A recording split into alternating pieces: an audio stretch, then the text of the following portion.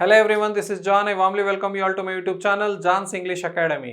ఈ సెషన్లో మనం ఏపీ డిఎస్సి ఎస్జిటికి సంబంధించినటువంటి నెక్స్ట్ సెషన్కి సంబంధించిన క్వశ్చన్స్ చూద్దాం. దీనికంటే ముందు వీడియోలో నేను ఒక సెషన్కి సంబంధించినటువంటి క్వశ్చన్స్ అన్ని కవర్ చేశాను. ఇది నెక్స్ట్ సెషన్లో వచ్చినటువంటి క్వశ్చన్స్. ఈ రకంగా మనం ఒక క్వశ్చన్ పేపర్ యొక్క ప్యాటర్న్ని లేదా మోడల్ని అబ్జర్వ్ చేస్తే ఫర్దర్గా రాయబోతున్నటువంటి ఎగ్జామినేషన్లో మనకు ఎంతో బెనిఫిట్ జరిగే ఛాన్సెస్ ఉన్నాయండి. హవెవర్ మనం ఈ సెషన్లో కూడా ఏ క్వశ్చన్స్ అడగడం జరిగింది, ఏ పార్ట్స్ నుంచి మనల్ని క్వశ్చన్ చేయడం జరిగిందో ఆ రకంగా మనం మన ప్రిపరేషన్ని ముందుకు తీసుకెళ్ళొచ్చు.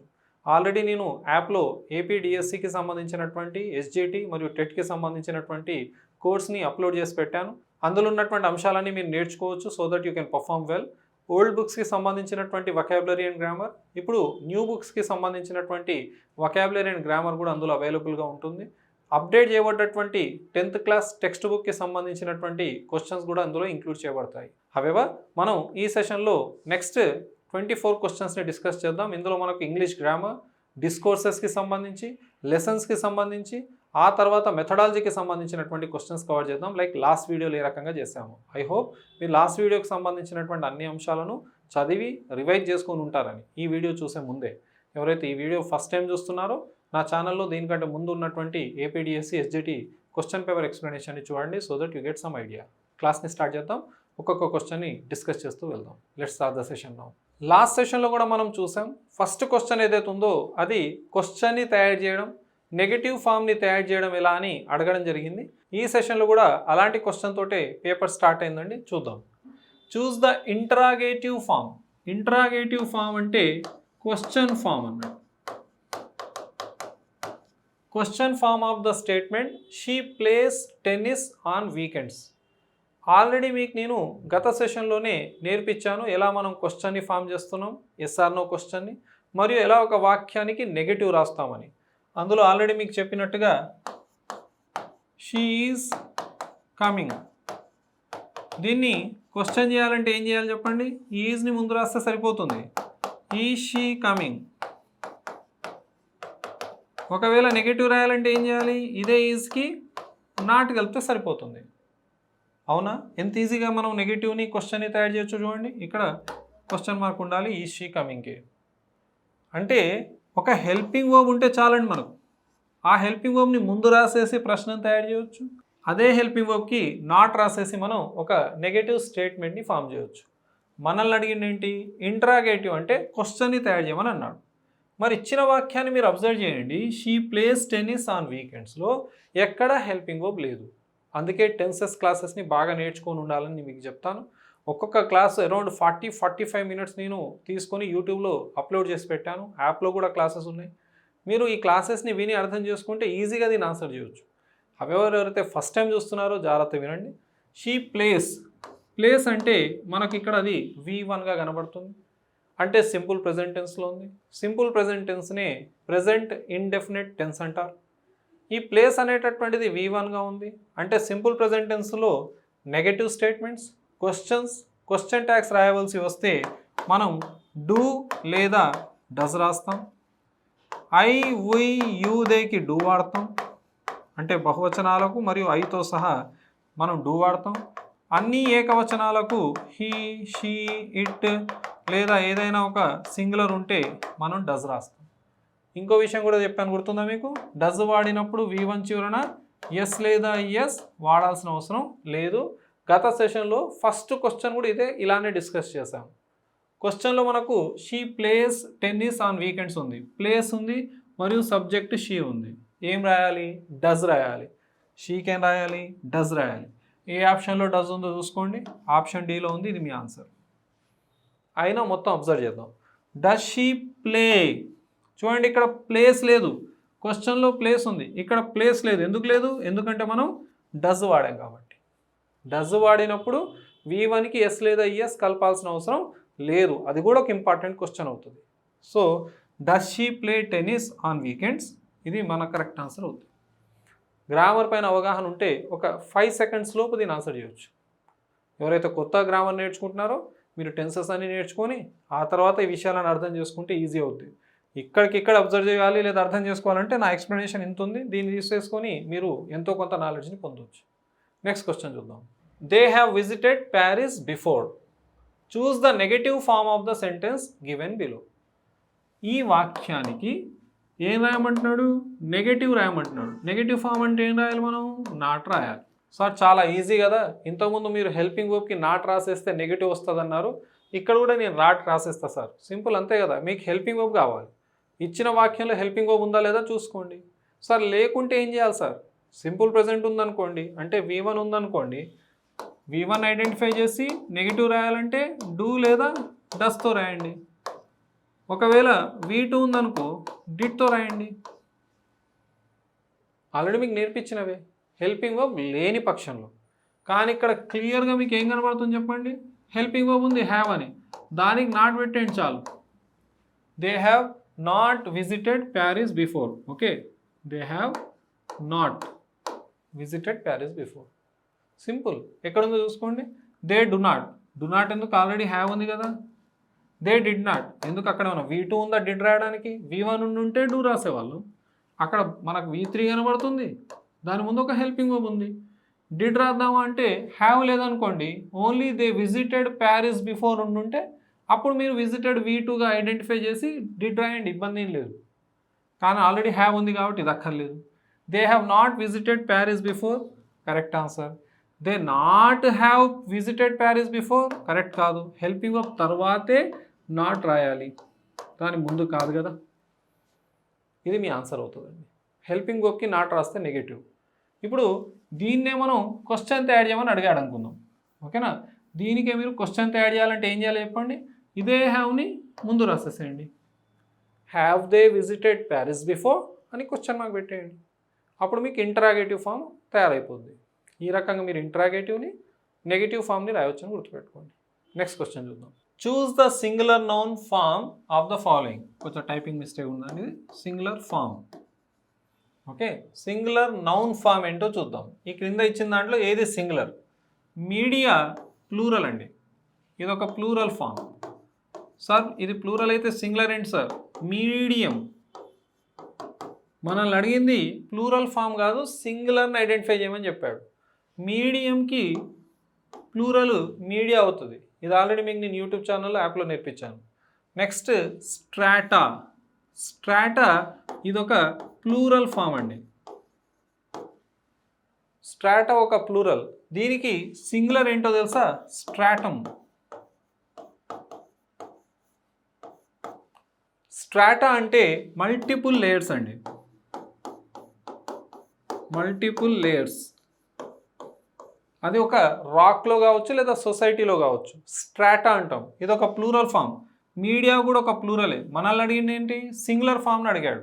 Next axis. Axis singular form అండి. మనకు కావాల్సినటువంటి ఆన్సర్ అదే. సార్ మరి అది సింగులర్ అయితే దీనికి ప్లూరల్ ఏంటి సార్? యాక్సీస్.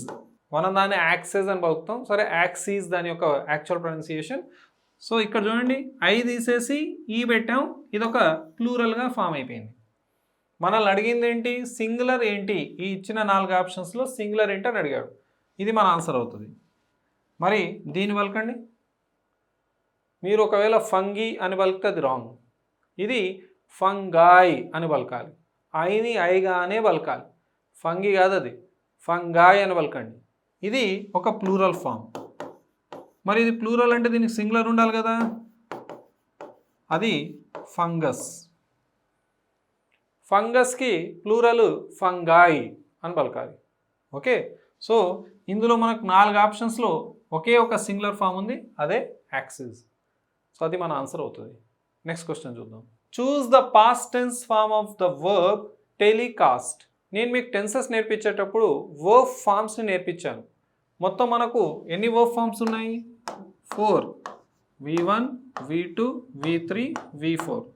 అక్కడ కూడా ఒక మాట చెప్పాను మీకు, వీటిని ఇలానే గుర్తుపెట్టుకుంటే కొంచెం ప్రమాదం ఉంది. V1 ఏమంటారో, V2 ఏమంటారో, V3 ఏమంటారో, V4 ఏమంటారో నేర్చుకోవాలి అని చెప్పాను. V1ని ప్రెజెంట్ టెన్స్ ఫామ్ అంటారు, V2ని పాస్ట్ టెన్స్ ఫామ్ అంటారు, V3ని పాస్ట్ పార్టిసిపుల్ ఫామ్ అంటారు, V4ని ప్రెజెంట్ పార్టిసిపుల్ ఫామ్ అంటారు. అంటే మనం బేసిక్స్ని నేర్చుకోకుండా ముందుకు వెళ్ళిపోతే కొన్ని ఇబ్బందులు ఉంటాయి. సో ప్రెజెంట్ పార్టిసిపుల్ ఫామ్ని మనం ఇంగ్ ఫామ్ అని కూడా అంటాం. V1 plus ing. ఇప్పుడు మనల్ని అడిగింది ఏంటి?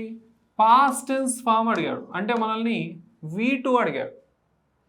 పాస్ట్ పార్టిసిపుల్ అయితే V3 అయ్యేది. ఓకే, ఈ క్రింది వాన్లో టెలికాస్ట్ అనేటటువంటి V1కి V2 ఏందని అడిగాడు.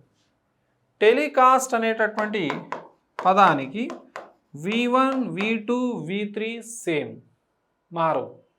Telecast, telecast, telecast, telecasting V4 అది వదిలేయండి. ఇలాంటిది ఇంకో పదం కూడా ఉందండి, బ్రాడ్కాస్ట్. బ్రాడ్కాస్ట్ కూడా వర్బ్ ఫార్మ్స్ మారవు. Broadcast, broadcast, broadcast. Next cost అనే పదం ఉంది. ఈ పదం నుంచే ఈ పదాలు వచ్చాయి కదా. సో ఈ కాస్ట్ అనేటటువంటి పదానికి కూడా ఇక్కడ బ్రాడ్కాస్ట్ రాద్దాం. అదేవిధంగా కాస్ట్ అనే పదానికి కూడా వర్బ్ ఫార్మ్స్ మారవు. ఓట్ని వేస్తాం కదా, ఓట్ వేయడానికి కాస్టింగ్ ఓట్స్ అంటాం కదా. సో కాస్ట్, కాస్ట్, కాస్ట్ మూడు same. Present tense form, past tense form, past participle form మారదు. మనం cut, cut, cut, put, put, put ఇలాంటి పదాలు నేర్చుకున్నాం. ఎగ్జామ్లో ఆ స్టేజ్ దాటిపోయింది కదా. ఈ విషయాలు మీకు ఆల్రెడీ నేర్పించాను నేను. బ్రాడ్కాస్ట్కి మారదు, కాస్ట్కి మారదు అని. హవెవర్ ఇలాంటిది ఇంకో పదం కూడా ఉంది, కాస్ట్. కాస్ట్ అంటే ఖరీదు. ఓకేనా. ఇప్పుడు ఆ కాస్ట్ అనే పదాన్ని మీరు పాస్ట్లో వాడినా కాస్టే, పాస్ట్ పార్టిసిపుల్ వాడినా కాస్టే, ప్రజెంట్లో వాడినా కాస్టే, మారదు, సేమ్ ఉంటుంది. ఇప్పుడు టెలికాస్ట్ అనే పదానికి వర్బ్ ఫామ్ మారదు కాబట్టి దాని ఆన్సర్ డి అవుతుంది. ఇలాంటి అసలు పదాలు లేవు ఇంగ్లీష్లో. సో అడిషనల్ నాలెడ్జ్ ఇక్కడ ఉంది, దీన్ని మీరు గమనించాలి. టెలికాస్ట్, బ్రాడ్కాస్ట్, కాస్ట్ మరియు కాస్ట్కి సంబంధించినటువంటి వర్బ్ ఫామ్స్ మారవు అని. నెక్స్ట్ క్వశ్చన్ చూద్దాం. ఐ డాష్ బ్రాకెట్లో ఆస్క్ ఇచ్చాడు, to mend that window for 6 weeks. When are you going to do it? Choose the option that fits the blank.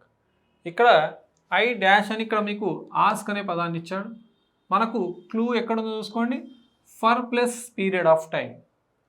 నేను ఆఫ్లైన్ క్లాసెస్లో కానీ ఆన్లైన్ క్లాసెస్లో మీకు ఎప్పుడు చెప్తూ ఉంటాను, సిన్స్ ఫర్ లేకుండా మన క్వశ్చన్ పేపర్ ఉండదు అని. ఇక్కడ for plus period of time ఉంది. సిన్స్తో ఏమొస్తుంది? పాయింట్ ఆఫ్ టైం లేదా సర్టెన్ టైం వస్తుంది, ఎగ్జాక్ట్ టైం అంటాం దాన్ని. ఫర్తో ఏమొస్తుంది? పీరియడ్ ఆఫ్ టైం వస్తుంది, గడిపినటువంటి సమయం వస్తుంది. ఎలాబరేటెడ్గా ప్రిపోజిషన్ దగ్గర కూడా నేర్పించాను, టెన్సెస్ దగ్గర కూడా నేర్పించాను ఈ విషయం మీకు. ఇప్పుడు సిన్స్ని ఫర్ని మనం వాడే టెన్స్ ఏంటి? Present perfect continuous tense. అంటే హ్యావ్ బీన్ లేదా has been plus V4. Have been లేదా హ్యాస్ బీన్ ప్లస్ V4. అవునా? ఇప్పుడు మన సబ్జెక్ట్ ఏముంది? ఇక్కడ ఐ ఉంది. ఐకి ఏమొస్తుంది? హ్యావ్ బీన్ వస్తుంది. హ్యావ్ బీన్ తర్వాత ఏం రాయాలి? V4 రాయాలి. ఇక్కడ హ్యావ్ బీన్ ఉంది, కానీ ఇక్కడ ఏముంది? V3 ఉంది. ఇది మనకు కరెక్ట్ ఆప్షన్ కాదు. ఇక్కడ మనకు కావాల్సిన హ్యావ్ బీన్ ఉంది, తర్వాత ఆస్కింగ్ అనేటటువంటి V4 ఉంది. అంటే మనకు కావాల్సిన ఆప్షన్ ఇక్కడ కనబడుతుంది. వాజ్ ఆస్కింగ్, యామ్ ఆస్కింగ్ ఆ సందర్భము మనకు అక్కర్లేదు. So I have been asking you to mend that window for 6 weeks. 6 weeks నుంచి ఆ పాడైపోయినటువంటి విండో ఏదవుతుందో దాన్ని రిపేర్ చేయమని చెప్తున్నాను, నువ్వు ఇంకా ఎప్పుడు చేస్తావు, చేయలేదు ఎందుకు అని అడుగుతున్నాం. ఇప్పుడు ఒక పదం కనబడుతుంది మెండ్ అని. బాగు చేయడాన్ని మెండ్ అంటాం. ఓకే, దీని V2 మీరు ఎక్స్పెక్ట్ చేయండి, పాస్ట్ టెన్స్ ఫామ్. మీ మైండ్లో మెంట్ అని వస్తే అది రాంగ్ అండి. మెండ్కి V2 మెండెడ్, దీని V3 కూడా మెండెడ్, V4 మెండింగ్, మెంట్ కాదు. Okay, mend, మెండెడ్, మెండెడ్. హవెవర్ మన ఆన్సర్ అక్కడ హ్యావ్ బీన్ ఆస్కింగ్. ఇది ప్రెజెంట్ పర్ఫెక్ట్ కంటిన్యూస్ టెన్స్లో ఉంది కాబట్టి. నెక్స్ట్ క్వశ్చన్ చూద్దాం. ఈ క్వశ్చన్ కూడా టెన్సెస్ నుంచి అడగబడ్డటువంటిదే. I dash the result in a week, choose the option that fits the blank. ఇప్పుడు ఇక్కడ మనకు నో అనేటటువంటి ఒక వర్బ్ ఇచ్చాడు, ఇన్ ఏ వీక్ అనేటటువంటి ఒక హింట్ ఉంది. సార్ యామ్ నోయింగ్ రాసేద్దామా? కొన్ని పదాలకు ఇంగ్ ఫామ్లో రాయడం కష్టం, ప్రోగ్రెసివ్ ఫామ్ ఉండదు. అంటే అలాంటి పదాలను present continuous, past continuous, future continuous, present perfect continuous, past perfect continuous, future perfect continuous టెన్స్లో రాయలేము. అంటే ఐ యామ్ నోయింగ్ ఉంది కదా, ఇలాంటిది మనం వాడకూడదు. ఇలాంటి దాన్ని మనం నాన్ ప్రోగ్రెసివ్ ఫామ్ అంటారు. నాన్ ప్రోగ్రెసివ్ ఫామ్ అంటే ఐఎమ్ నోయింగ్ యూ అనకూడదు. ఐఎమ్ నోయింగ్ అనేటటువంటిది ప్రెజెంట్ కంటిన్యూస్ కదా, దాని ముందు టెన్స్లోకి మార్చుకోవాలి. ఐ యామ్ నోయింగ్ యూ అనకూడదు, ఐ నో యూ అనాలి. అర్థమైందా? ఎప్పుడైనా దాని ముందు టెన్స్లోకి మార్చుకోవాలి. ఇలాంటి యూసేజ్ ఉండదు. దీన్ని నాన్ ప్రోగ్రెసివ్ అంటారు.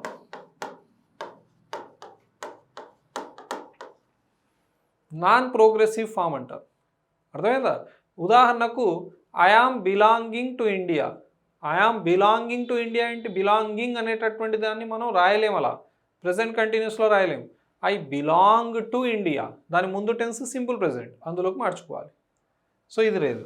ఐ వాజ్ నోయింగ్, ఆల్రెడీ చెప్పాను మీకు ప్రెజెంట్ కంటిన్యూస్ కానీ పాస్ట్ కంటిన్యూస్ ఇలాంటి పదాలకు ఉండదు. ఆ పదాలు ఏంటి సార్ ఫర్దర్గా రాబోతున్నటువంటి క్లాసెస్లో నేర్చుకోబోతున్నాం. ఓకే, ఐ వాజ్ నోయింగ్ అనేది ఉండదు.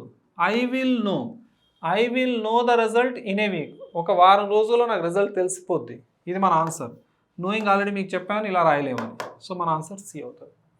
సో ఈ క్వశ్చన్ నాన్ ప్రోగ్రెసివ్ ఫామ్ పైన బేస్ చేసుకొని ఉంది. ఈ నాన్ ప్రోగ్రెసివ్ ఫామ్స్కి సంబంధించి ఫర్దర్గా కూడా మనం నేర్చుకుందాం, so that you get some idea. దీని తర్వాత క్వశ్చన్ చూద్దాం. Harshita aim dash becoming and air hostess, choose the preposition that fits the blank. ఇది ప్రపోజిషన్ నుంచి అడిగాడు. చాలా ఈజీ క్వశ్చన్. ఎయిమ్ తర్వాత మనకు ఎట్ వస్తుంది. ఎయిమ్ ఎట్, ఈ ఎట్ని మనం ఎక్కడెక్కడ నేర్చుకున్నాం గుర్తుందా మీకు? లాఫ్ అనే పదం వస్తే ఎట్ రాస్తాం, లాఫ్ ఎట్. గ్రిన్ ఎట్, నవ్వడమే. స్మైల్ ఎట్, చకిల్ ఎట్, నవ్వడమే. కొంచెం ఎగతాళిగా నవ్వితే చకిల్ ఎట్ అంటాం. ఇంకా ఎగతాళి చేస్తే మాక్ ఎట్. ఎట్ ఎక్కడెక్కడ వాడాలి? గుడ్ తర్వాత కూడా ఎట్, ఓకేనా? Shouted at. ఎట్ ఎక్కడెక్కడ వాడాలో మనం ఆల్రెడీ ప్రిపోజిషన్స్ దగ్గర డిస్కస్ చేసాం. సో ఎయిమ్ తర్వాత ఏం రావాలి? ఎట్ రావాలి. స్ట్రైట్ అవే మనం ఆన్సర్ ఎట్ పెట్టవచ్చు. అయితే మీరు గుర్తుపెట్టుకోండి, ఇక్కడ ఎయిమ్ తర్వాత టూ కూడా రాయొచ్చు. సార్ ఈజీ క్వశ్చన్ అని అనుకున్నాను, ఎయిమ్ తర్వాత ఎట్ రాసేస్తే అయిపోద్ది అనుకుంటున్నాను సార్ అంటే, రాను రాను స్టాండర్డ్లో మార్పు వస్తుంది కదా, గమనించాలి. ఎప్పుడైనా గుర్తుపెట్టుకోండి, ఎయిమ్ తర్వాత ఎట్ రాస్తే తర్వాత మీకు జెరండ్ అన్న ఉండాలి, నౌన్ అన్న ఉండాలి. జెరండ్ అంటే V4 నౌన్గా ఉపయోగపడుతుంది. ఇక్కడ అబ్జర్వ్ చేయండి, ఎయిమ్ ఎట్ ఉంది కాబట్టి తర్వాత జెరండ్ V4 వచ్చింది. ఒకవేళ మీరు ఎయిమ్ 2 ఉండుంటే, అంటే మీరు 2 రాయాల్సి వస్తే పక్కకు V1 ఉంటుంది, పక్కకు V1 ఉంటుంది. I aim to finish my work. I aim dash finish my work. ఇది ఎగ్జామ్లో ఇస్తే మీరు ఏం అబ్జర్వ్ చేయాలి? ఇక్కడ ఫినిష్ ఉంది, ఫినిషింగ్ లేదు, ఓకేనా? సో ఇదేమవుద్ది? V1. అప్పుడు అబ్జర్వ్ చేయండి, V1 ఉందంటే మన ఆన్సర్ ఏం పెట్టాలి? ఏం తర్వాత 2 రాయాలి. ఎట్ ఎందుకు రాస్తారు సార్ ఇక్కడ? ఎందుకంటే మనకి ఇక్కడ ఏం కనబడుతుంది? V4 వితౌట్ హెల్పింగ్ వర్బ్ ఉంటే దాన్ని ఏమంటాం? జెరండ్ అంటాం. నౌన్ కూడా ఉండొచ్చు, నౌన్ కూడా ఇవ్వచ్చు, ఓకేనా? So I aim at the gold medal. I aim at the gold medal. The gold medal మనకు నౌన్ ఉంది, 2 రాయలేము. అక్కడ 2 రాయాలంటే ఖచ్చితంగా ఏమి ఉండాలి? మనకు V1 ఉండాలి. సో ఎయిమ్ తర్వాత ఎట్ రావచ్చు, ఎయిమ్ తర్వాత 2 రావచ్చు. యూజువల్గా ఎగ్జామినేషన్లో ఎయిమ్ ఎట్ ఎక్కువ సందర్భాల్లో వచ్చింది. ఎయిమ్ 2 కూడా ఉంటుందని మీరు నేర్చుకొని పెట్టుకోండి, ఓకేనా? ఎయిమ్ 2 గుర్తుపెట్టుకుందాం ఆనందంలో ఎయిమ్ ఎట్ని మర్చిపోకూడదు. బేసిక్ అది, ఫస్ట్ అది గుర్తుపెట్టుకున్న తర్వాత ఎయిమ్ 2 తర్వాత V1 ఉంటుందని గమనించాలి. నెక్స్ట్ క్వశ్చన్ చూద్దాం. We have been here since 4 o'clock. Already మనం నేర్చుకుంటూ ఉన్నాం, హ్యావ్ బీన్, హ్యాస్ బీన్లతో మనకు సిన్స్ మరియు ఫర్లు వస్తాయని. ఇదే వీడియోలో నేను ఇంతకుముందు ఒక క్వశ్చన్ దగ్గర ఎక్స్ప్లెయిన్ చేశాను సిన్స్ మరియు ఫర్ గురించి.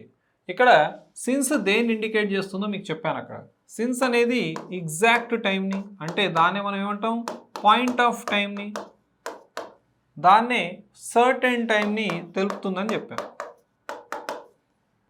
సిన్స్ దేన్ని ఇండికేట్ చేస్తుంది? పాయింట్ ఆఫ్ టైంని ఇండికేట్ చేస్తుంది. పీరియడ్ ఆఫ్ టైంని ఇండికేట్ చేసేదాన్ని ఏమంటాం? ఫర్. ఉదాహరణకు సిన్స్, మీరు ఉదాహరణకి ఈ క్లాస్ని 1 o'clock నుంచి వింటున్నారు. Since 1 PM. ఇప్పుడు క్లాస్ విని అర్ధగంట దాటిపోయింది, ఓకేనా? ఎంత 30 మినిట్స్ అయింది. ఇప్పుడు ఈ 30 మినిట్స్ ఉంటే మనం దీని ముందు సిన్స్ రాయకూడదు, ఏం రాయాలి? ఫర్. ఎందుకంటే ఇదేమో గడిపిన సమయం, పీరియడ్ ఆఫ్ టైం, ఇదేమో 1 PM exact time, point of time. So since అనేది మనకు పాయింట్ ఆఫ్ టైంని తెలుపుతుంది. ఆన్సర్ ఏ అవుతుంది. నెక్స్ట్ క్వశ్చన్ చూద్దాం. Choose the word with a silent G. మీరు దీనికంటే ముందు వీడియోలో కూడా ఒక సెషన్లో మనకు సైలెంట్ సి మీద క్వశ్చన్ వచ్చింది. ఇక్కడ సైలెంట్ జీ అంటే హాఫ్ మార్క్ మనకు సైలెంట్ లెటర్స్ పైన వస్తుంది. సార్ ఈ పదాలను ఎలా గుర్తుపెట్టుకోవాలి? అవగాహన, పదే పదే చదువుతూ ఉంటే ఆ పదాలపైన అవగాహన పెరుగుద్ది, తద్వారా మీకు తెలిసిపోద్ది. ఇంగ్లీషు 20 లక్షల పదాలు ఉన్నాయి ఇంగ్లీష్లో. ఆ 20 లక్షల పదాలన్నీ చదువుకుంటూ కూర్చోలేం కదా.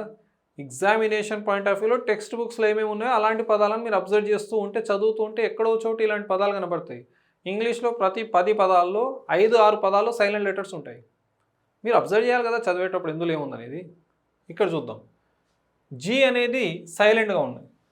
గ్లోరియస్లో జీ పలుకుతుంది, ఆర్గ్యూలో జీ పలుకుతుంది, రీన్లో జీ పలకట్లేదు. రీన్ అంటే రూలింగ్ ఏ కంట్రీ,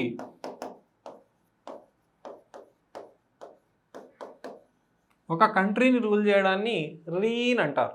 నెక్స్ట్ జైగాంటిక్, ఎలా పలికాను నేను? జైగాంటిక్, జీ పలుకుతుంది, జీ పలుకుతుంది, రెండు పలుకుతున్నాయి. జీ గాగా పలుకుతుందా, జాగా పలుకుతుందా? కాదు, జీ సైలెంట్గా ఉందా లేదా ఇంపార్టెంట్. జీ ఎలా అయినా పలుకుతుంది, అదేందో సైలెంట్ ఎక్కడుందో అబ్జర్వ్ చేయాలి. సో సైలెంట్ ఎక్కడుంది? సిలో ఉంది. ఇది మన ఆన్సర్ అవుతుందండి. నెక్స్ట్ క్వశ్చన్ చూద్దాం. Choose the word that comes in the 4th place when the following words are arranged in alphabetical order. దీని ముందు సెషన్లో కూడా మనం చూసాం, ఒకటేమో సైలెంట్ లెటర్ పైన వస్తే, ఇంకోటేమో ఆల్ఫాబెటికల్ ఆర్డర్లో అరేంజ్ చేయడం, అంటే డిక్షనరీ స్కిల్స్. దీన్ని చాలా ఈజీ క్వశ్చన్ అడిగాడు, అంటే ఏ పదం ఫస్ట్ వస్తుంది, ఏ పదం చివరికి వస్తుందని. మనకు కావాల్సింది ఏంటిది? 4th ప్లేస్లో ఏమొస్తుంది. రేపు మళ్ళీ రాయబోయేటటువంటి 2026 TSCలో మనకు మళ్ళీ ఇలాంటి క్వశ్చన్ ఇస్తుండొచ్చు కదా, అరేంజ్ చేయమని అడుగుతుండొచ్చు. 4th ప్లేస్ కాకపోతే 2nd ప్లేస్ అడుగుతుండొచ్చు. చూద్దాం. ఫస్ట్ ఎలాగో ఏ తోటి స్టార్ట్ అయింది కాబట్టి యాపిల్ వచ్చేసింది. సమస్య బి తోటి 3 పదాలు ఉన్నాయి. ఇందులో ఫస్ట్ ఏమొస్తుందో చూద్దాం. బిఏ కామన్, ఈ అనేది ఏ తర్వాత వస్తుంది అంటే అక్కర్లేదు. సో ఫస్ట్ బాల్ వస్తుందా, బ్యాట్ వస్తుందా అని అంటే ఎల్ ఫస్ట్ వస్తుంది ఇంగ్లీష్ ఆల్ఫాబెట్లో, తర్వాత టీ వస్తుంది. సో ఫస్ట్ ఏం రాయాలి ఇక్కడ? బాల్. తర్వాత ఏమొచ్చింది? బ్యాట్. తర్వాత ఏ తర్వాత కదా ఈ వచ్చేది, సో బేర్. సో మనకు 4th ప్లేస్లో వచ్చినటువంటి పదం ఏంటిది? బేర్. కాబట్టి మన ఆన్సర్ ఎక్కడ ఉంది? బిలో ఉంది.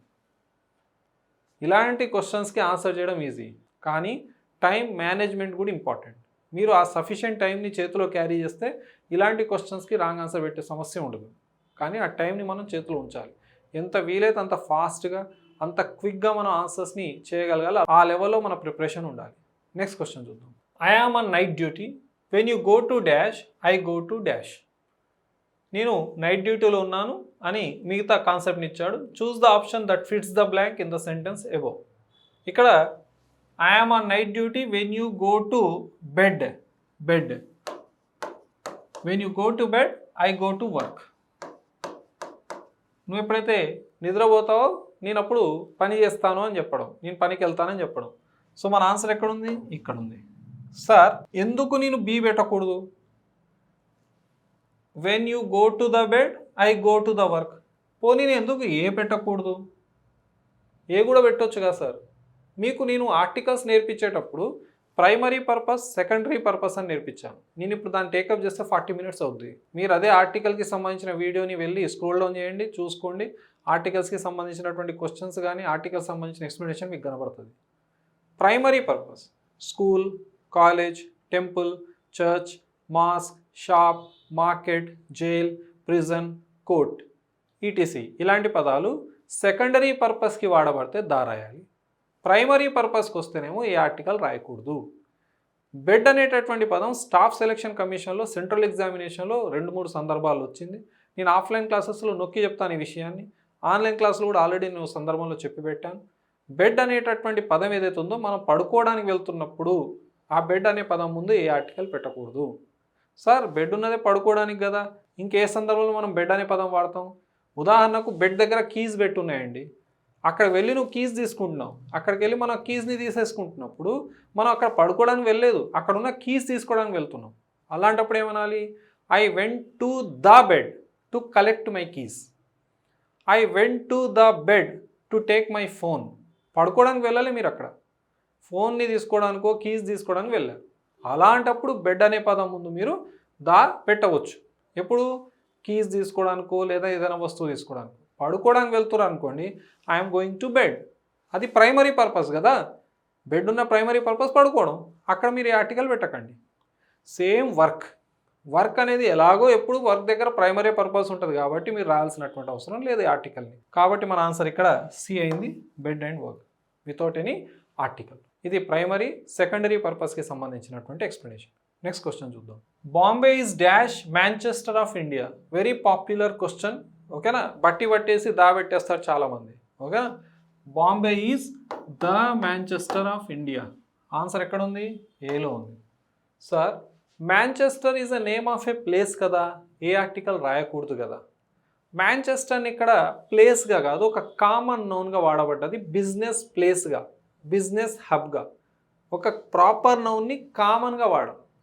ఇలాంటి క్వశ్చన్ని మీరు అబ్జర్వ్ చేస్తే, ఉదాహరణకు హీ ఈజ్ షేక్స్పియర్. ఇక్కడ ఏ ఆర్టికల్ కూడా రాయలేదు. He is Shakespeare. ఓకేనా? ఏ ఆర్టికల్ రాయలేదు, ఎందుకంటే నా ఫ్రెండ్ పేరే షేక్స్పియర్, అతడు వచ్చాడు, హీ ఈజ్ షేక్స్పియర్. ఇప్పుడు హీ ఈజ్ ఏ షేక్స్పియర్ అనవచ్చా అనకూడదా అనేది మీ doubt. He is a Shakespeare 100% అనవచ్చు. వాడొక షేక్స్పియర్ అని ఆయన, అతనిలాగానే కవితలు రాస్తాడు, అతనిలాగానే డ్రామాస్ రాస్తాడు, అతడు ఒక షేక్స్పియర్. షేక్స్పియర్ అనేటటువంటిది ఇది కామన్ నౌన్గా వాడబడ్డది. అంటే ఇక్కడ షేక్స్పియర్ క్వాలిటీస్ మీద కంపారిజన్ ఉంది, షేక్స్పియర్ అనే పేరు కాదు. సార్ ఇక్కడ ఏం రాయలేదు సార్ అంటే, అతడే షేక్స్పియర్ కాబట్టి, అతడు ఒక షేక్స్పియర్ లాంటి వాడు అన్నప్పుడు ఇగో he is a Shakespeare. Next he is the Shakespeare. He is the Shakespeare. ఈ యూసేజ్ ఇంగ్లీష్లో కరెక్ట్ కాదు. He is the Shakespeare correct కాదు. దీన్ని కరెక్ట్ చేయనా? He is the Shakespeare of India. ఇప్పుడు ఇది కరెక్ట్ ఆన్సర్. ఓన్లీ మీరు ఇలా ద షేక్స్పియర్ అని పెట్టేసి ఆపేస్తే రాంగ్ అవుతుంది. ఆయన మా ఇండియాకే షేక్స్పియర్ లాంటి వాడు. Kalidasa is the Shakespeare of India. Kalidasa is a Shakespeare, no issues, correct. Kalidasa is the Shakespeare అని ఆపేస్తే రాంగ్. ఉదాహరణకి ఇది అబ్జర్వ్ చేయండి, బాంబే ఈజ్ ద మాంచెస్టర్ అని ఇక్కడతో ఆపేస్తే రాంగ్. ఒకవేళ బాంబే ఈజ్ ఏ మాంచెస్టర్ అనొచ్చు, అప్పుడు ఆఫ్ ఇండియా ఉండొద్దు. మళ్ళీ వినండి, Bombay is a Manchester of India ఉండదు. ఇండియాకే బాంబే మాంచెస్టర్ లాంటిది కాబట్టి అక్కడ దాబెట్టాలి. ఆఫ్ ఇండియా వచ్చింది కాబట్టి ఇక్కడ దాబెట్టాం. ఒకవేళ ఇక్కడతో బ్లాంక్ ఆగిపోతే, ఆఫ్ ఇండియా లేకపోతే మీ ఆన్సర్ ఏ అవుతుంది, బాంబే ఈజ్ ఏ మాంచెస్టర్ అవుతుంది. ఆఫ్ ఇండియా ఉంది కాబట్టి దాబెట్టాం. ఇలా ఒక ప్రాపర్ నౌన్ని కామన్ నౌన్గా చేయడం. నేను ఒక వాక్యం చెప్తా, కరెక్టా రాంగా మీరు చెప్పాలి. Kashmir is a Switzerland. కరెక్టా రాంగా? Correct. Kashmir is the Switzerland. ఇది కరెక్టా రాంగా? Wrong. Kashmir is the Switzerland, wrong. దీన్ని సరి చేద్దామా? Kashmir is the Switzerland of India. ఇప్పుడు ఇది కరెక్ట్. కాశ్మీర్ ఇండియాకే స్విట్జర్లాండ్ లాంటిది. So Kashmir is a Switzerland correct, Kashmir is the Switzerland of India is correct. Done. అంటే ఒక క్వశ్చన్ నుంచి మీరు ఎంత ఇన్ఫర్మేషన్ డెరైవ్ చేయొచ్చో చూడండి. నెక్స్ట్ క్వశ్చన్ చూద్దాం. The poem wind is written by Subrahmanya Bharati in Tamil and is translated into English by. Wind అనేటటువంటి ఏదైతే పోమ్ ఉందో దాన్ని రాసింది తమిళ్లో ఎవరు? సుబ్రహ్మణ్య భారతి. ఇదొక క్వశ్చన్, అవునా? అది కూడా క్వశ్చనే. సుబ్రహ్మణ్య భారతి తమిళ్ పోయేట్, ఆయన రాసినటువంటి పోయం పేరు ద విండ్. ఇప్పుడు ఆ పోమ్ని ఇంగ్లీష్లో ట్రాన్స్లేట్ చేసిన వ్యక్తి ఎవరు? ఫస్ట్ జీన్ జాక్ రూసో, ఈయన రాశాడా ఇంగ్లీష్లో? ఈయన ఒక స్విస్ పోయెట్ అండి, స్విట్జర్లాండ్ చెందినటువంటి వ్యక్తి, ఈయన రాయలేదండి. నెక్స్ట్ ఇమాన్యుయల్ కాంట్, ఈయన ఒక జర్మన్ పోయెట్, ఈయన కూడా రాయలేదు. ఏకే రామానుజన్, ఈయన ఒక కన్నడ పోయెట్ మరియు ఇంగ్లీష్లో కూడా రాస్తారు. మన ఆన్సరు ఏకే రామానుజన్. నెక్స్ట్ ఫ్రీడ్రిక్ నీచా, ఫ్రీడ్రిక్ నీచానా ఎలా పలికని చూసుకోండి, ఫ్రీడ్రిక్ నీచా, ఈయన రాశాడా? కాదండి, ఈయన ఒక జర్మన్. ఆల్రెడీ మనకు ఆన్సర్ తెలుసు కదా, ఏకే రామానుజన్. విండ్ చేసే డిస్ట్రక్షన్ ఎలా ఉంటుంది, విండ్తో మనం ఎలా ఫ్రెండ్షిప్ చేయవచ్చు అనేది ఈ పోమ్ యొక్క సారాంశం. డన్. దీని తర్వాత క్వశ్చన్ చూద్దాం. Which of the following short story is written by Leo Tolstoy? Leo Tolstoy రాసినటువంటి షార్ట్ స్టోరీ కింది వాటిలో ఏది? ఫస్ట్ది ద బెగ్గర్. ద బెగ్గర్ని రాసింది యాంటాన్ చెకోవ్.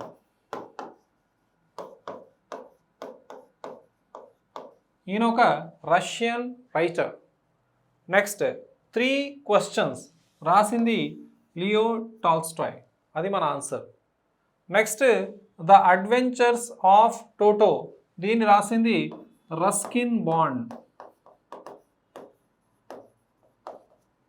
నెక్స్ట్ కాబూలీ వాళ్ళ రాసింది రవీంద్రనాథ్ ఠాగూర్.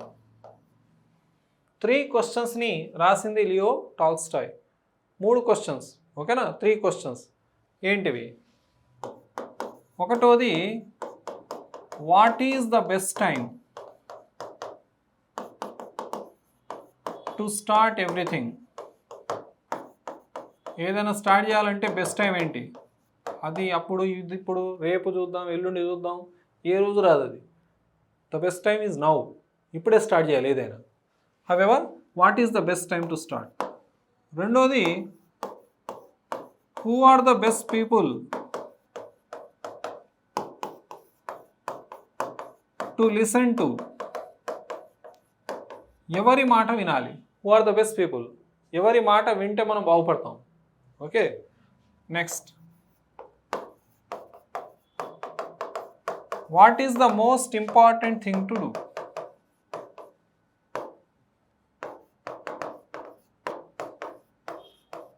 అన్నిటికంటే ఇంపార్టెంట్ థింగ్ ఏంటి చేయడానికి? ఇలా 3 క్వశ్చన్స్ అనేటటువంటి ఒక షార్ట్ స్టోరీలో లియో టాల్స్టాయ్ చెప్పడం జరిగింది. జస్ట్ అడిషనల్ ఇన్ఫర్మేషన్ ఇచ్చాను so that you get some idea. Done. Next question చూద్దాం. ఇది డిస్కోర్సెస్ నుంచి తీసుకోబడ్డటువంటి question. Which of the following is not a typical feature of an editorial? Not, ఇలాంటి క్వశ్చన్స్ బాగా కనబడుతున్నాయి. నాట్ అని, ఇన్కరెక్ట్ అని, ఇలాంటి క్వశ్చన్స్ పైన ధ్యాస పెట్టాలి. Which of the following is not a typical feature of an editorial? Editorial ఇది మనం న్యూస్ పేపర్స్లో చూస్తూ ఉంటాం. ఎడిటోరియల్ అంటే ఏంటి? ఇది పబ్లికేషన్ యొక్క ఒపీనియన్. అంటే ఒక పేపర్ యొక్క opinion which influences public opinion.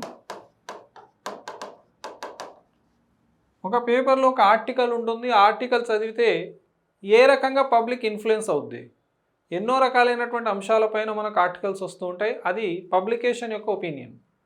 అయితే అది ఎలా మనల్ని ఇన్ఫ్లుయెన్స్ చేస్తుంది అనేది ఇంపార్టెంట్. అదే ఒక ఎడిటోరియల్ అవుతుంది. దీన్నే మనం ఎడిటోరియల్ని అంటే మనం డిస్కస్ చేస్తుంది ఎడిటోరియల్ గురించి. దీన్నే మనం వాయిస్ ఆఫ్ ద పేపర్ అంటారు. Voice of the news paper. Voice of the news paper దేన్ని అంటారంటే ఎడిటోరియల్ అని గుర్తుపెట్టుకోండి. ఇంకోటి, దీని యొక్క స్ట్రక్చర్ ఎలా ఉంటుంది అంటే దేని స్ట్రక్చర్? ఎడిటోరియల్ యొక్క స్ట్రక్చర్ ఎలా ఉంటుంది? ఫస్ట్ ఇంట్రడక్షన్ ఉండాలి, ఆ తర్వాత ఆర్గ్యుమెంట్ ఉంటుంది, ఆ తర్వాత కంక్లూజన్ ఉండాలి. ఇలా 3 పార్ట్స్ ఉంటాయండి ఒక ఎడిటోరియల్. డన్. ఇదంతా అడిషనల్ ఇన్ఫర్మేషన్ మీకోసం. మనం ఏది లేదు ఫీచర్గా ఒక ఎడిటోరియల్లో ఉండకూడని ఫీచర్ ఏంటో చూద్దాం. In depth analysis of facts and figures ఉండాల్సిందే, అదే కదా ఆర్గ్యుమెంట్కి దారితీస్తుంది. అదే కదా ఒక విషయాన్ని మనకు బాగా అర్థమయ్యేటట్టు చేస్తుంది. Next emotional appeal to the readers. Emotional appeal ఉంటేనే కదా మనం పబ్లిక్ ఒపీనియన్ ఇన్ఫ్లుయెన్స్ చేయగలుగుతాము. సో ఇది ఉంటుంది, మనకు కావాల్సింది ఏది ఉండదు. నెక్స్ట్ మూడోది అథారిటేటివ్ టోన్. ఖచ్చితంగా ఆర్గ్యుమెంట్ చేయాలంటే అథారిటేటివ్ టోనే ఉండాలి కదా. Next yellow journalism. Yellow journalism అంటే sensationalized news which triggers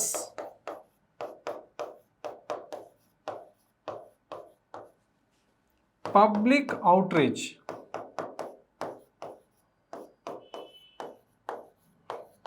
yellow journalism అంటే ఏ న్యూస్ ద్వారా అయితే పబ్లిక్ యొక్క అవుట్రేజ్ని, వాళ్ళ కోపాన్ని, లేదనంటే వాళ్ళకి సంబంధించినటువంటి ఇమోషన్స్ని మనం కంట్రోల్ చేయలేము, అది ఎల్లో జర్నలిజం అవుతుంది.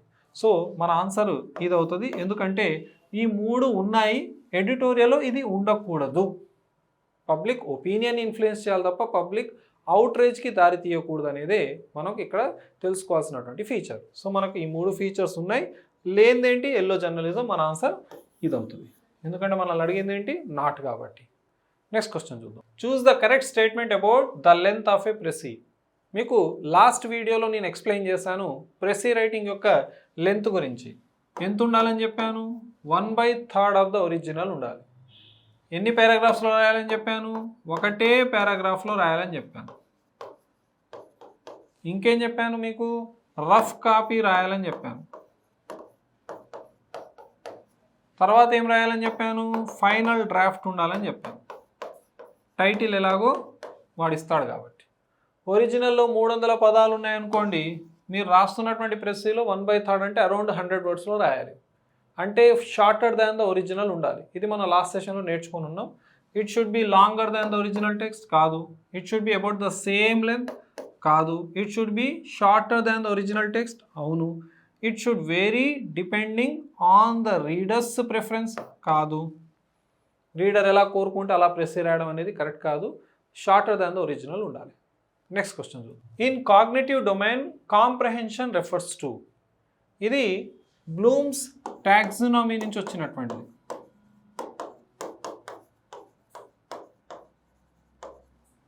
ఓకే, ఈయన మనకు 3 డిఫరెంట్ ఏదైతే డొమైన్స్ ఉన్నాయో దాని గురించి చెప్పడం జరిగింది.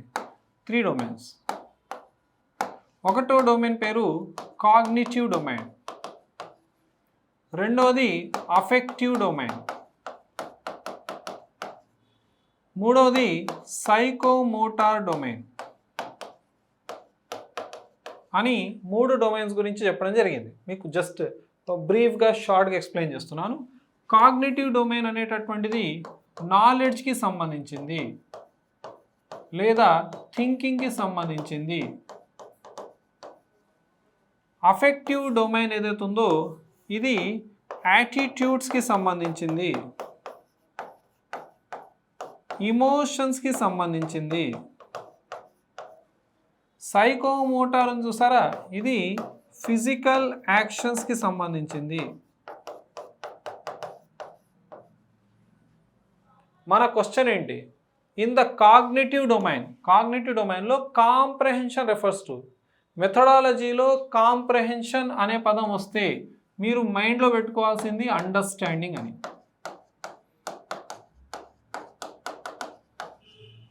మెథడాలజీలో కొన్ని పదాలకు కొన్ని మీనింగ్స్ ఉంటాయి. కాంప్రహెన్షన్ అంటే అండర్స్టాండింగ్ అని గుర్తుపెట్టుకోండి. అండర్స్టాండింగ్ ఆఫ్ న్యూ నాలెడ్జ్ మన ఆన్సర్ అవుతుంది. మనకు ఫర్దర్గా వచ్చేటటువంటి సెషన్స్లో ఈ ఆప్షన్స్ దేని కింద కూడా వస్తాయో చెప్తాను మీకు, కానీ ఇట్ టేక్స్ టైమ్ నౌ. మన టాపిక్ నుంచి డీవియేట్ అయిపోతాం. However the answer is a, understanding. Comprehension అంటే అండర్స్టాండింగ్ అన్నట్టు. ఈ డొమైన్స్ పైన కొంచెం అవగాహన పెంచుకోండి, ఈ నోట్స్ రాసేసుకోండి. నెక్స్ట్ క్వశ్చన్ చూద్దాం. Choose the type of assessment that the constructivist approach ప్రయారిటైజెస్. Constructivist approach అనేటటువంటిది దేన్ని ప్రయారిటైజ్ చేస్తుంది, ఎలాంటి అసెస్మెంట్ని అని అడగడం జరిగింది. ఏం ఉండాలి, ఫస్ట్ మీరు అర్థం చేసుకోవాల్సింది కన్స్ట్రక్టివిస్ట్ అప్రోచ్ గురించి. కన్స్ట్రక్టివిస్ట్ అప్రోచ్కి 2 రకాలైనటువంటి విషయాలను మైండ్లో పెట్టుకోండి. ఒకటేమో కాగ్నిటివ్కి సంబంధించి, అంటే నాలెడ్జ్ ఓరియంటెడ్. దీని గురించి చెప్పింది పియాజే, జీన్ పియాజే. పియాజెటో కాదు, జీన్ పియాజే అని గుర్తుపెట్టుకోండి. ఈయన ఏమన్నాడంటే knowledge builds on existing knowledge. Knowledge అనేది ఉన్న నాలెడ్జ్ పైన బిల్డ్ అవుతూ ఉంటుంది. ఆ ఎగ్జిస్టింగ్ నాలెడ్జ్ని స్కీమా అంటారు. అంటే మీకు అప్రోచ్ అనే పదం ఎక్కడో విన్నట్టుంది కదా మెథడాలజీలో. అప్రోచ్ అంటే నాకు తెలుసు కొంచెం. దాన్ని మనం ఎగ్జిస్టింగ్ నాలెడ్జ్ అంటారు, అంటే దాన్నే స్కీమా అంటారు.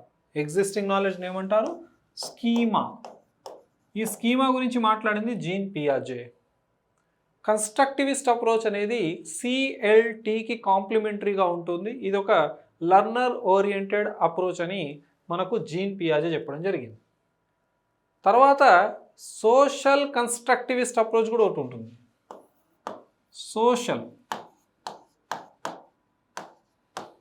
దీని గురించి చెప్పింది విగోట్స్కీ. అయితే ఈ విగోట్స్కీ చెప్పినటువంటి సోషల్ కన్స్ట్రక్టివిస్ట్ అప్రోచ్లో ఆయన ZPD గురించి చెప్పాడు. అంటే జోన్ ఆఫ్ ప్రాక్సిమల్ డెవలప్మెంట్.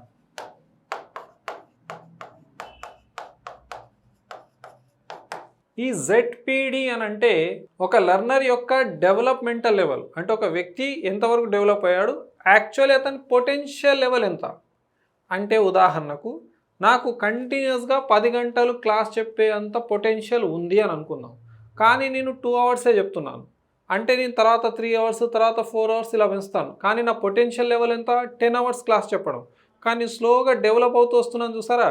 ఈ లెవెల్కి మధ్యలో ఉన్నటువంటి డిస్టెన్స్ని ZPD అంటారు. అంటే మన దగ్గర ఉన్న పొటెన్షియల్ని మనం వాడడమే, మన పొటెన్షియల్ తగ్గట్టు మన నాలెడ్జ్ని పెంచడమే. నేను ఎక్కువ లోతుకు వెళ్ళను, క్వశ్చన్ని మనం అజ్జేయలేం. కాకపోతే మీకు కొంచెం అవగాహన ఇవ్వాలి కాబట్టి ఈ 2 రకాలైనటువంటి కన్స్ట్రక్టివిస్ట్ అప్రోచ్ నుంచి కొంచెం అవగాహన ఇచ్చాను మీకు. హవెవర్ మెథడాలజీలో మనకు జీన్ పియాజే చాలా ఇంపార్టెంట్ వ్యక్తి. హవెవర్ ఇక్కడ మనకు కన్స్ట్రక్టివిస్ట్ అప్రోచ్లో ఉండాల్సినటువంటి అసెస్మెంట్ ఏదైతే ఉందో అది గ్రూప్ డిస్కషన్. మెమరైజేషన్ ఉండదండి, ఇది మూస పద్ధతి. ప్యాసివ్ లిస్నింగ్ ఉండదు, ఎందుకంటే విద్యార్థి ఎక్కువగా స్పీకింగ్లో పార్టిసిపేషన్ చేయాలి. టీచర్ సెంటర్డ్ కాదని ఆల్రెడీ చెప్పాను మీకు, లర్నర్ సెంటర్డ్. అది జస్ట్ మీకు కొంచెం అవగాహన ఇవ్వడం కోసం ఈ విషయాలని చెప్పడం జరిగింది. సో కన్స్ట్రక్టివిస్ట్ అప్రోచ్లో మనకు గ్రూప్ డిస్కషన్స్ ఉంటాయి. బికాస్ సిఎల్టీకి కాంప్లిమెంటరీ కాబట్టి, కమ్యూనికేటివ్ లాంగ్వేజ్ టీచింగ్కి కాంప్లిమెంటరీ కాబట్టి, కమ్యూనికేషన్ అంటే స్పీకింగ్ కదా. అందుకే మన ఆన్సర్ ఇక్కడ బి, గ్రూప్ డిస్కషన్ అనేది ఆన్సర్ అవుతుంది. నెక్స్ట్ చూద్దాం. Identify the component of reinforcing. మనం గత వీడియోలో కూడా రీఇన్ఫోర్స్మెంట్ గురించి నేర్చుకున్నాం. రీఇన్ఫోర్స్మెంట్ అంటే రివైజ్ చేయడం, తిరిగి మళ్ళీ ఒకసారి ఎక్స్ప్లెయిన్ చేయడం. ఎన్ని రివిజన్స్ ఉండాలని చెప్పాను, ఎవరైతే లాస్ట్ క్లాస్ జాగ్రత్త విన్నారో వాళ్ళకి తెలిసి ఉండాలి. ఎన్ని రీఇన్ఫోర్స్మెంట్స్ ఉండాలి? కరెక్ట్, 3 రీఇన్ఫోర్స్మెంట్స్ ఉండాలి. ఒక్కొక్క రీఇన్ఫోర్స్మెంట్కి ఎంత నాలెడ్జ్ వస్తుందని చెప్పాం? ఎస్, 30% వస్తుందని చెప్పాం according to methodology. So identify the component of reinforcing that involves praising, పొగడ్డం, or appreciating students using verbal expressions. మన మాటల ద్వారా ఒక స్టూడెంట్ని ప్రేజ్ చేయడం, అప్రిషియేట్ చేయడం ద్వారా ఏం జరుగుద్ది? ఓకేనా, ఏమవుతుంది? పాజిటివ్ వర్బల్ రీఇన్ఫోర్స్మెంట్ అనేది జరుగుతుంది. అతను ఎంకరేజ్ చేస్తున్నాం కదా మాటల ద్వారా, రీఇన్ఫోర్స్మెంట్ పాజిటివ్ ఉంది కాబట్టి అది మన ఆన్సర్ అవుతుంది. నెగిటివ్ కాదు, పాజిటివ్. నాన్ వర్బల్ మాట్లాడాలి కదా, నాన్ వర్బల్ ఎలా అవుద్ది? Next token reinforcement, for the sake of doing reinforcement కాదు కదా, టోకెన్ కాదు కదా. సో మన ఆన్సర్ ఏమవుతుంది? ఏ అవుతుంది. బేసిక్ క్వశ్చన్ ఆన్సర్ చేసేటట్టుగా ఉండాలి. కానీ మెథడాలజీలో రీఇన్ఫోర్స్మెంట్ అనే పదం గురించి మీకు అవగాహన ఉండాల్సిందే. నెక్స్ట్ క్వశ్చన్ చూద్దాం. Identify the technique that involves students rewriting a text using their own words. ఇక్కడ చూడండి, rewriting a text using their own words. ఏదైనా ఒక టెక్స్ట్ని మనం మళ్ళీ ఎందుకు రాయాలి, మళ్ళీ మన పదాలతో ఎందుకు రాయాలి? ఇప్పుడు యూజువల్గా నా ఆఫ్లైన్ క్లాసెస్కి వచ్చినటువంటి స్టూడెంట్స్ ఎవరైతే మెథడాలజీ నేర్చుకుంటారో, మెథడాలజీలో ఉన్నటువంటి సెంటెన్సెస్ని యాజ్ ఇట్ ఈస్గా వాళ్ళకు నేర్పించేసి వాటిని మన భాషలో, అంటే వాడుక భాషలో ఎలా అర్థం కావాలో అలాంటి నోట్స్ని ఇస్తే వాళ్ళు కంపేర్ చేసుకున్నప్పుడు వాళ్ళకు ఆ మెథడాలజీని అర్థం చేసుకోవడం ఈజీ అవుద్ది. దాన్ని ఏమంటారు అంటే, ఒక టెక్స్ట్ని ఈజీగా చేయడం కోసం మన సొంత పదాల ద్వారా ఎక్స్ప్రెస్ చేయడాన్ని ఏమంటారంటే పారాఫ్రేజింగ్ అంటారు. ఎందుకు? To make the text easier. ఒక టెక్స్ట్ని ఈజీగా చేయడం కోసం మన పదాలను వాడతాం. ట్రాన్స్ఫర్మేషన్ ఆఫ్ సెంటెన్సెస్ అంటే యాక్టివ్ నుంచి ప్యాసివ్ మార్చడం, డైరెక్ట్ నుంచి ఇండైరెక్ట్ మార్చడం కాదు ఇది. సింటాక్స్ అంటే వర్డ్ ఆర్డర్కి పైన ఉన్నదానికి సంబంధం లేదు. స్కిమ్మింగ్ మీకు తెలుసు, జిస్ట్ని తీసుకోవడం, రీడింగ్కి సంబంధించినటువంటి ఒక సబ్ స్కిల్. సో మన ఆన్సర్ ఇక్కడ పారాఫ్రేజింగ్ అవుద్ది. నెక్స్ట్ క్వశ్చన్ చూద్దాం. Choose the incorrect statement about speaking strategies. ఈ మధ్య కాలంలో నాట్ ఇన్కరెక్ట్ మీద ఎక్కువ క్వశ్చన్స్ వస్తున్నాయి, ధ్యాస పెట్టాలి. తప్పకుండా ఇలాంటి క్వశ్చన్స్ని మనం జాగ్రత్తగా ట్యాకిల్ చేయాలి. చూద్దాం. They help learners manage communication situations. Choose the incorrect statement about speaking strategies. They help learners manage communication situations. అవును కదా, కరెక్ట్ కదా. స్పీకింగ్ స్ట్రాటజీస్తో అతడు ఎలా కమ్యూనికేట్ చేయాలో విద్యార్థి నేర్చుకుంటాడు. అవును, కానీ మనకు కావాల్సింది incorrect. Next, they are irrelevant for beginners. బిగినర్స్కి అవసరం లేదా? బిగినర్స్కే కదా అవసరం, అక్కడి నుంచే కదా ఫౌండేషన్ స్టార్ట్ అవుద్ది. Speaking strategies at the beginning level నుంచే ఉండాలి. అందుకే 1వ తరగతి 2వ తరగతి విద్యార్థులకు కూడా స్పీకింగ్ స్ట్రాటజీస్ ఉంటాయి. అతడితో వాక్యాలను మాట్లాడిస్తారు కదా. సో ఇది incorrect. They aid fluency and naturalness. అవును, ఎంత ఎక్కువ మాట్లాడితే అంత ఫ్లూయెన్సీ ఉంటుంది, అంతే న్యాచురల్ స్పీచ్ వస్తుంది. They add emotions to speech. అవును కదా. స్పీకింగ్ స్ట్రాటజీస్ అనేవి ఏదైనా మాట్లాడేటప్పుడు మన మాటలకు ఇమోషన్ అనేది తోడవుతుంది కాబట్టే కదా మనం బాగా మాట్లాడతాం. విద్యార్థులను మనం అలా ఇన్ఫ్లుయెన్స్ చేయగలుగుతాం. ఆ విద్యార్థులు నిజ జీవితంలో అలా ఎమోషనల్గా ఆ సందర్భాల్లో మాట్లాడగలుగుతారు. మనకు కావాల్సిన ఇన్కరెక్ట్ ఒక్కటే ఉంది, ఓకేనా. అదే మన ఆన్సర్ అవుతుంది. They are relevant for the beginners, irrelevant కాదు. మరి ఆన్సర్ ఇది ఎందుకు పెట్టామంటే ఇన్కరెక్ట్ అడిగాడు కాబట్టి. నెక్స్ట్ క్వశ్చన్ చూద్దాం. Choose the primary goal of peer to peer teaching. First మీరు అర్థం చేసుకోవాల్సింది ఈ పదాన్ని, పియర్.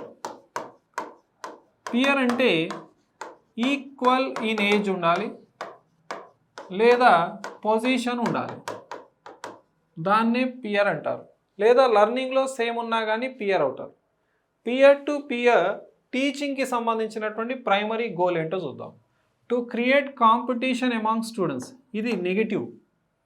అంటే విద్యార్థుల మధ్యలో కాంపిటీషన్ని క్రియేట్ చేస్తే పియర్ టు పియర్ ఎలా అవుతుంది? వాళ్ళకు సంబంధించినటువంటి ఐడియాస్ని వీళ్ళతో ఎలా పంచుకుంటారు? కాంపిటీషన్లో ఎలా ఉంటుంది చెప్పండి? గెలవడానికే ప్రాధాన్యత ఇస్తారు కానీ నేర్చుకోవడానికి కాదు, ఇతరులకు నేర్పించడానికి కాదు. Next, to replace traditional classroom teaching methods. ఎప్పుడు కూడా క్లాస్ రూమ్లో ట్రెడిషనల్ మెథడ్స్ పోవండి. ఇదే బోర్డు, అదేందా, ఇదే టీచరు, ఇదే ఒక పీస్ ఆఫ్ చాక్ ఉంటుంది, క్లాస్ రూమ్లో టీచ్ చేస్తూ ఉంటారు.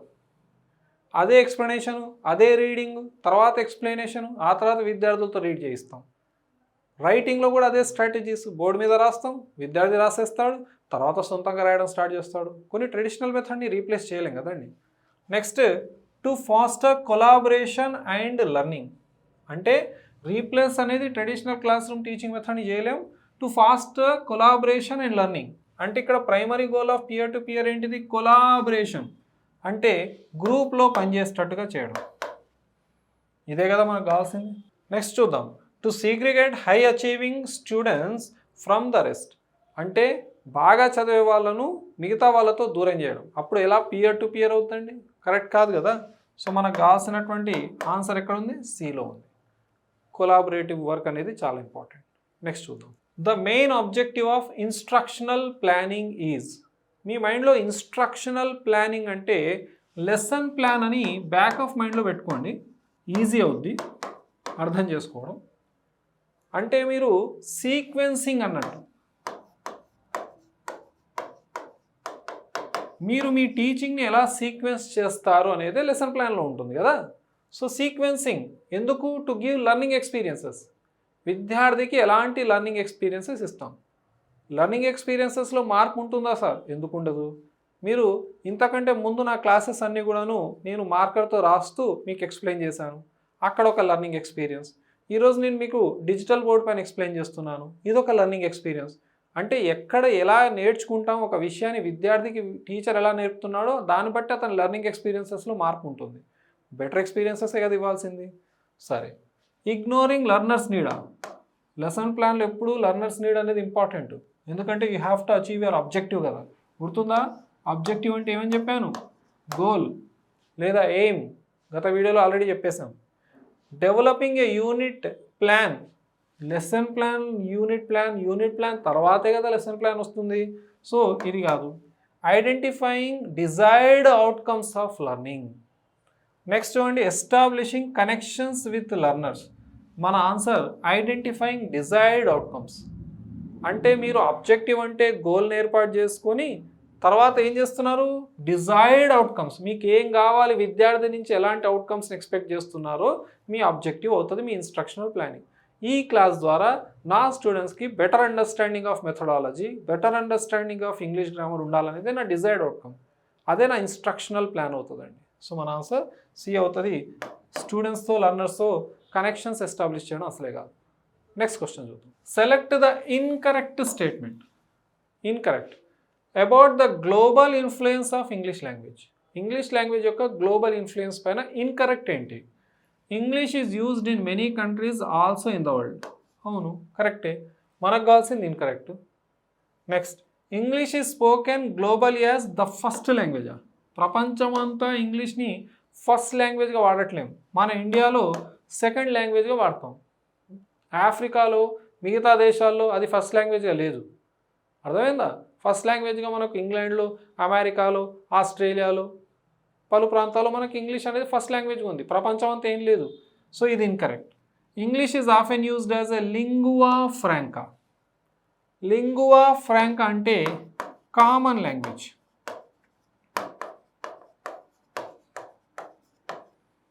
మనం ఏదైనా ఒక వేరే రాష్ట్రానికి వెళ్ళినప్పుడు, మనకు ఉదాహరణకు కేరళ వెళ్ళాం, మనకు మలయాళం రాదు, అతనికి తెలుగు రాదు, మన ఇద్దరం కామన్గా మాట్లాడుకునే భాష ఇంగ్లీషు, దాన్ని లింగ్వా ఫ్రాంకా అంటాం. Done. English helps us get access to global education. Yes, ఇది ఎస్ఏ. నో గాంధీ ఏంటిది? బి. అదే మన ఆన్సర్. ఎందుకు మనల్ని అడిగింది ఏంటి? ఇన్కరెక్ట్ కాబట్టి. సో 2 సెషన్స్ సంబంధించి డిఎస్సి 2025 ఏపీకి సంబంధించినటువంటి క్వశ్చన్స్ని కంప్లీట్ చేశాం. సో ఈ సెషన్స్లో మీరు ఎంతో నాలెడ్జ్ని తీసుకున్నారు, అది ఒక నోట్స్ రూపంలో ఉంచండి, తర్వాత మీరు రెఫర్ చేయడానికి ఈజీ అవుతుంది. చివరి నిమిషంలో పరిగెత్తే కాదండి, ముందు నుంచే ప్రిపేర్డ్గా ఉంటే ఖచ్చితంగా రాబోయేటటువంటి డిఎస్సిలో మీరు హైయెస్ట్ స్కోర్ చేయవచ్చు ఇంగ్లీష్లో. మీకు ఈ క్లాస్ నచ్చినట్లయితే లైక్ చేయండి. మీ ఫ్రెండ్స్ ఎవరైనా సరే ఏపీ డిఎస్సి ఎస్జిటి ఎగ్జామినేషన్స్ కోసం ప్రిపేర్ అవుతున్నారో వాళ్ళకి తప్పకుండా షేర్ చేయండి. అదేవిధంగా నా ఛానల్ని సబ్స్క్రైబ్ చేసుకోవడం మర్చిపోకండి for further videos. Thank you very much. Have a nice day. See all of you.